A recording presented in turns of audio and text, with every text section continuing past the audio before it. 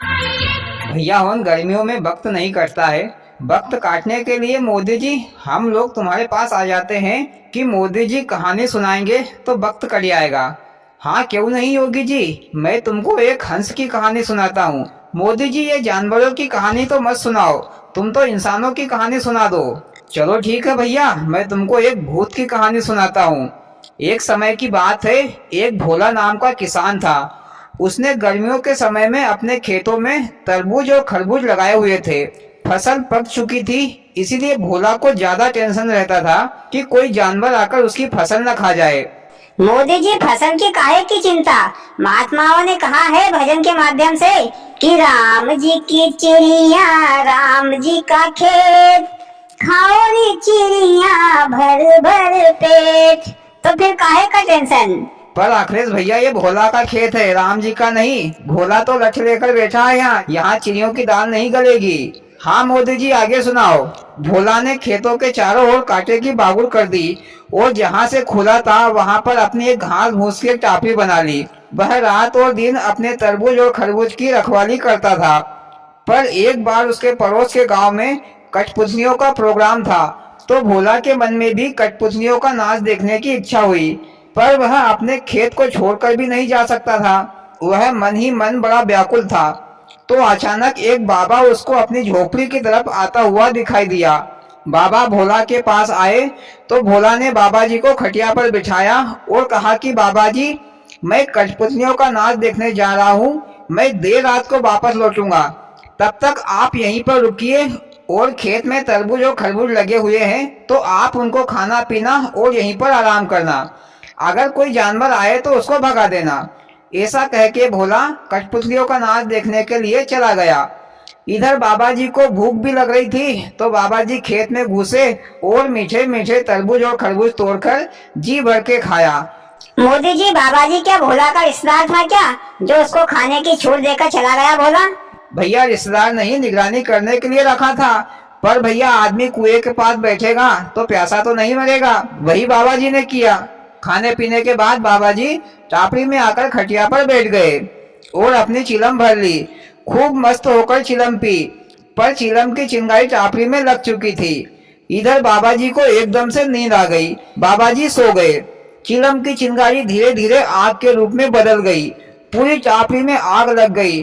टापड़ी भी घास भूस की थी, तो एकदम से पूरी टापड़ी में आग लग गई। तो बाबा जी को भागने का मौका ही नहीं मिला और बाबा जी वहीं पर जलने लगे। और बाबा जी फिर जोर से चिल्लाए, अरे भैया होन बचाओ बचाओ। उसकी आवाज सुनकर आसपास के लोग इकट्ठा हो गए। ये खबर गांव में भी पहुंच गई, तो गांव से भोला के घर वाले आए। भाई आया, पत्नी आई, बच्चे आए, सभी आए और सभी जोरों से रोने लगे, क्योंकि टापड़ी पूरी तरह से जलकर खाक हो चुकी थी। भोला के भाई ने एक लकड़ी से जली हुई घास को इधर उधर किया, तो उसमें से एक लाश निकली।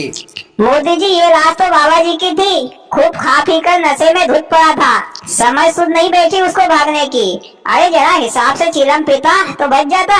हाँ मोदी जी फिर क्या हुआ। फिर भैया सभी लोगों ने मिलकर लाश को बाहर निकाला और अंतिम संस्कार कर दिया। इधर भैया भोला देर रात को अपने खेत पर लौटा, तो भोला ने देखा कि उसकी टापड़ी तो जल चुकी थी और वह बाबा जी पर गुस्सा होने लगा। कमबख्त ने तरबूज खरबूज खूब खाए और ऊपर से मेरी टापड़ी में आग रखकर चला गया। फिर भोला ये खबर देने के लिए गांव में पहुंचा, तो उसने देखा कि गांव के सभी लोग मौन बैठे हैं। सबकी आंखों में आंसू भरे पड़े हैं। गांव में सन्नाटा छाया हुआ है। फिर भोला ने चौपाल पर से अपने भाई को आवाज लगाई, तो भोला की आवाज सुनकर गांव वाले चौंक गए। एक आदमी ने चिलम उठाकर भोला के ऊपर दे मारी और जोर से बोला, भगाओ भगाओ, गांव में भूत आ गया। तो सभी गांव वाले डंडा और कुल्हाड़ी लेकर भोला के ऊपर लपके।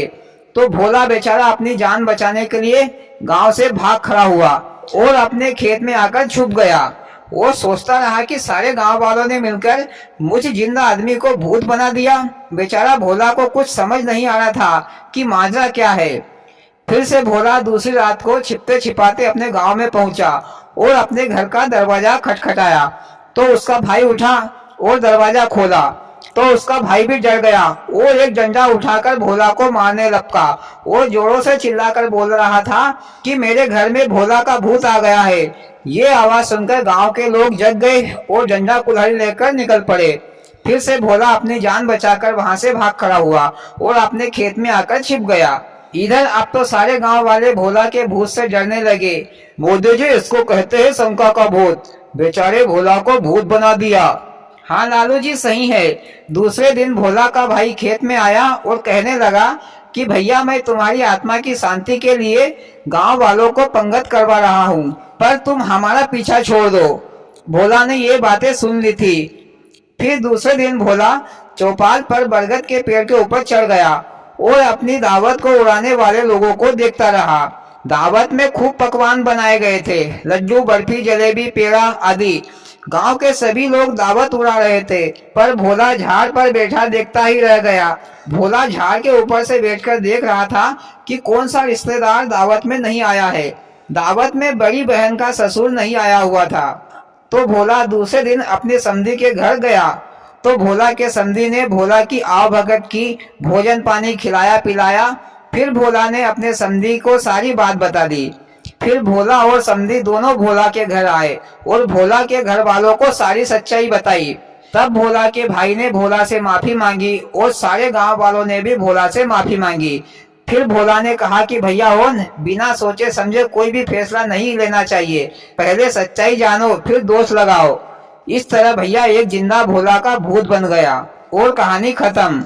मोदी जी, आप कहानी जरा ढंग की सुनाई, मजा आ गया और कुछ सीख भी मिली। और भाइयों, आपको कैसी लगी मोदी जी की कहानी? अच्छी लगी हो तो प्लीज वीडियो को लाइक और चैनल को सब्सक्राइब करें। भोलेनाथ सबके साथ।